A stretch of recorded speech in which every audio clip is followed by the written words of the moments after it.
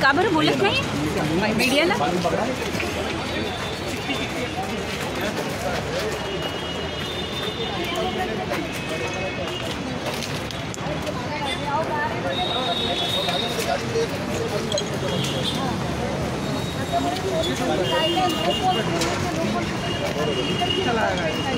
Number plate काढली, दोन्ही number plate काढून आणि गाडी जमा करायला हवी असते.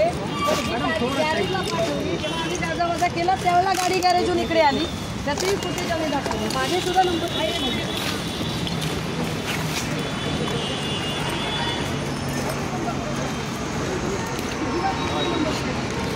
हीच ती बावनकुळेंची ऑडी. मला आदर आहे. म्हणजे ज्या भाजपच्या नेत्यांनी मधले साहेबांच्या अंगावर हात टाकायचा प्रयत्न केला ते मधले साहेब पुन्हा त्याच भाजपच्या नेत्यांना वाचवायचा प्रयत्न करतात. ते फार वाईट आहे.